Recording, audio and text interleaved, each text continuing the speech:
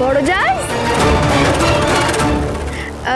কাল রাতে তুমি এই শাড়িটা পরেই বাড়ি ফিরেছিলে না? এটা আমার সব থেকে এক্সপেন্সিভ শাড়ি।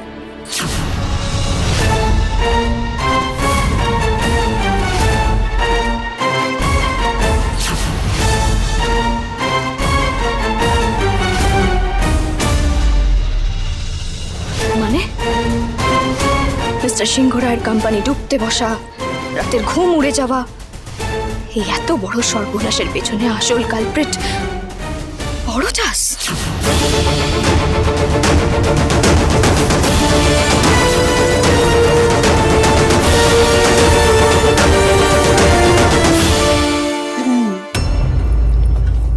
কি ব্যাপার, এরকম ঠান্ডা আইসে আমার দিকে তাকিয়ে আছো কেন? তাড়াতাড়ি হাঁ করে তাকিয়ে না থেকে কাজগুলো সার।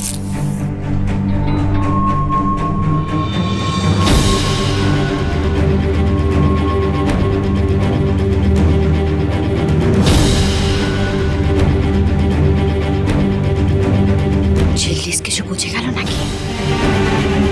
না না, কি করে বুঝবে? আমাকে তো কেউ সি করেনি।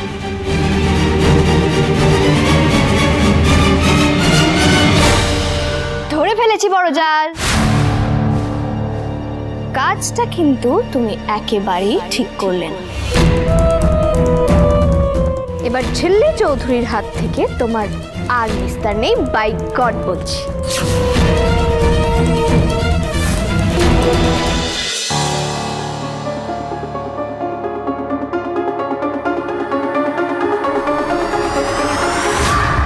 তখন থেকে যা পারছো তাই বলে যাচ্ছ। আন্টিস,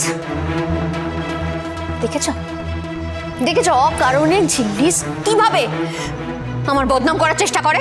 দেখেছ? আমি কথা বলছি দাও। এই, তোমার এত বড় সাহস হয় কি করে গো ঝিল্লি? হ্যাঁ, এত বড় সাহস হয় কোথা থেকে? তুমি ওকে এরকম বদনাম দিচ্ছ, এত বড় একটা কথা বললে তুমি? কেন বলবে না বিমনি, কেন বলবে না বলো? এটা তো সত্যি কথা যে বড় বৌদি অকারণ ঝিল্লিকে দিয়ে পরিশ্রম করায়। জেঠু, বাবা তোমরা জানো একটু আগেও বড় বৌদি ঝিল্লিকে দিয়ে কাপড় কাচাচ্ছিল। কি? হ্যাঁ। এটা তো ঝিল্লিমার দোষ। আমি তো ওকে বকবো। কেন করেছিস? হ্যাঁ, তুই কেন সব কাজ করেছিস? তোকে বারণ করেছিলাম না? দাঁড়া, আজকে মজা বার করছি। রানা, রানা, শোন রানা, তোর বউয়ের ভাইকর মাস এবার থেকে তুই খাটবি, ঝিল্লিমা নয়। খুব অহংকার না তোর বউয়ের? বিরাট বড় লোকের মেয়ে, তা বাবাকে বলে চারটে দাসীবাদী আনতে পারে না নিজের কাজ করানোর জন্য? ওকে বুঝিয়ে দিবি যে তেঁতুল পাতায় ওই একজন ফুলমতিয়াই আছে, আর কোনো কাজের লোক নেই।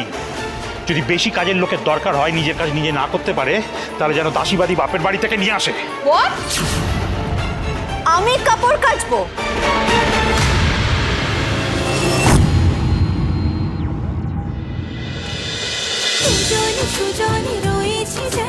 তেঁতুল পাতা সোম থেকে রবি প্রতিদিন সন্ধ্যে ৬টায় স্টার জলসায় ও ডিজনি প্লাস হটস্টারে।